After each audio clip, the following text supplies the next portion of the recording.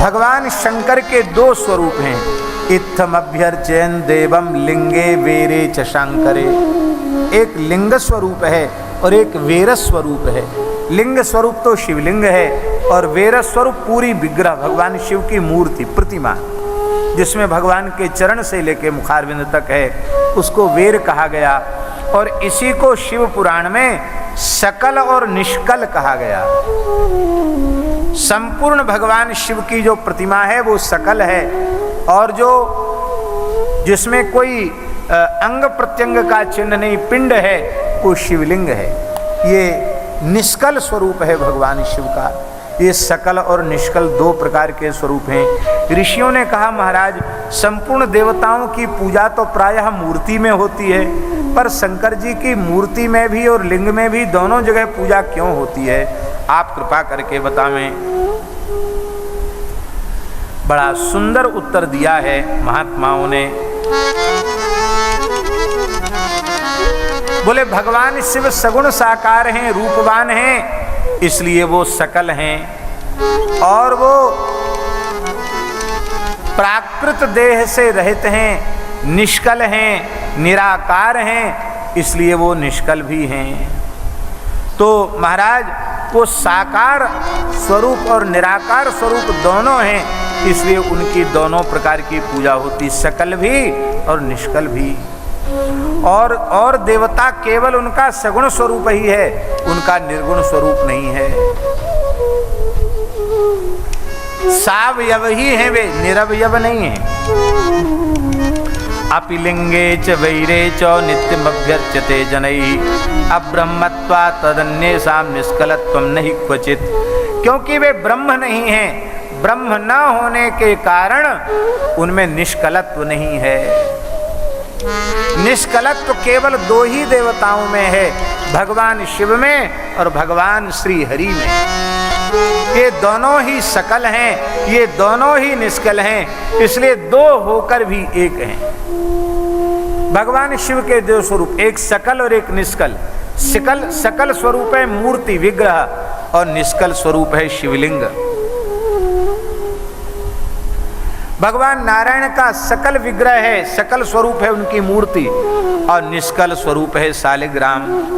शालिग्राम निष्कल स्वरूप है, वेर स्वरूप है, उसमें हाथ पैर नहीं है। अब श्रृंगार करके चंदन से चाहे जहां मुख बना दो, चाहे जहां चरण बना दो, वस्तुतः वो सर्वतः पाणिपादो से सर्वतोक्षिसरो मुखम सर्वतः श्रुतिमल्लोके सर्वम आवृत्ति तिष्ठति। ये स्वरूप शिवलिंग का भी है और श्री शालिग्राम जी का भी है। इसलिए हरिहर ये दोनों सकल निष्कल हैं, एक स्वरूप ही हैं, दोनों ही परब्रह्म हैं। ये प्रणव स्वरूप हैं। नंदिकेश्वर सनत कुमार जी कहते हैं कि ये बात नंदिकेश्वर ने स्वयं हमको बताई थी। लिंगम तस्यैव पूजायाम सर्ववेदेषु सम्मतम तस्यैव सकलत्वाच्च तथा सकल निष्कलम। भगवान शिव सगुण भी हैं, भगवान शिव निर्गुण भी हैं, वे साकार भी हैं, निराकार भी हैं। उनका सकल स्वरूप विग्रह है और निष्कल स्वरूप उनका शिवलिंग है। इसलिए दोनों में पूजन करना चाहिए। पर एक विशेष बात लिखी है महाराज जी, वो बात ये लिखी है कि केवल विग्रह है, शिवलिंग नहीं है तो पूजा पूरी नहीं है, अधूरी है। और मान लो केवल शिवलिंग है, विग्रह नहीं है, तो भी पूजा पूरी मानी जाएगी। ध्यान में आई बात। इसी प्रकार से भगवान के रामकृष्ण नारायण की प्रतिमा स्थापित है, लेकिन वहाँ शालिग्राम शिला नहीं है, शालिग्राम स्वरूप नहीं है, तो पूजा में त्रुटि है, पूजा अपूर्ण है। पूजा पूरी तभी मानी जाएगी अब सकल निष्कल दोनों स्वरूप होंगे। किंतु अकेले शालिग्राम जी हैं, कोई विग्रह नहीं है, तो भी पूजा परिपूर्ण है। अकेले नर्मदेश्वर हैं, अकेले शिवलिंग हैं और कोई विग्रह स्वरूप नहीं है, तो भी पूजा संपूर्ण मानी जाएगी। इसलिए भैया बहुत अच्छा है कि जब मंदिर बनाओ तो भोले बाबा का शिवलिंग तो स्थापित करो ही, उनका मंगलमय दर्शन होवे ऐसा स्वरूप भी स्थापित करो। गोरखपुर में गीता वाटिका में दर्शन किया नहीं किया? गीता वाटिका गोरखपुर में भगवान शिव पार्वती खड़े हैं कमंडल लेकर के। क्या अद्भुत दर्शन है, क्या मधुर दर्शन है। शिवलिंग का भी दर्शन बड़ा दिव्य, और भगवती पार्वती और भगवान शिव खड़े हैं। इतना मधुर स्वरूप है, निश्चित ही महत्पुरुषों के द्वारा विराजमान स्वरूप है। बड़ी सुंदर उनकी शोभा है। हम तो जब जब जाते हैं दर्शन करते करते मन नहीं भरता, इतना दिव्य भगवान शिव का स्वरूप है। बोलो भक्तवत्सल भगवान की जय। सनत कुमार जी ने नंदकेश्वर से पूछा कि हे नंदकेश्वर, आप बतावें ये शिवलिंग सबसे पहले प्रकट कैसे हुआ, इसके संबंध में हम जानना चाहते हैं। देखो, ये सब लीला है हम लोगों को सिखाने के लिए, बाकी देवताओं में कोई झगड़ा वगड़ा नहीं है, ये सब लीला है।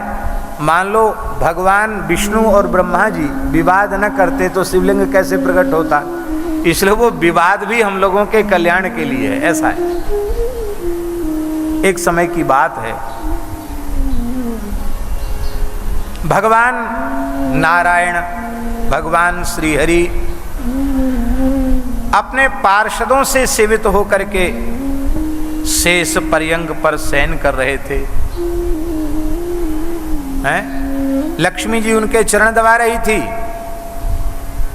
भगवान सदा क्षीर सागर शयन, पार्षद उनकी स्तुति कर रहे थे। अपृच्छत पुंडरी काक्षम शयानम सर्व सुंदरम। ब्रह्मा जी घूमते फिरते आ गए वहां। ब्रह्मा जी घूमते फिरते वहां आ गए और ब्रह्मा जी ने कहा,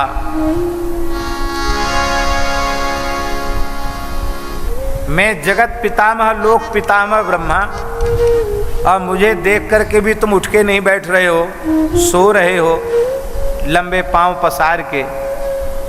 ये इतनी अमर्यादा क्यों? उत्तिष्ठ वत्स माम पश्य तब नाथ मिहागतम। बेटा उठो, उठ जाओ, मैं तुम्हारा स्वामी आया हूं, तुम्हारा पिता आया हूं, उठ के बैठ जाओ। देखो, ज्यादा ठाट बाट में मत रहो।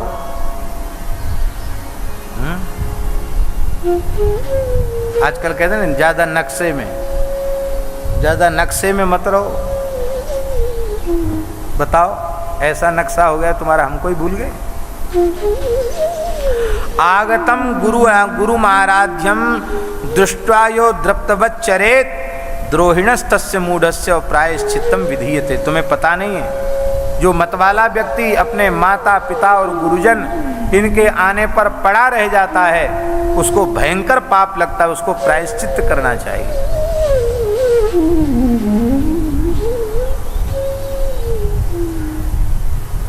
मैं आ गया हूं, तुम पड़े हो।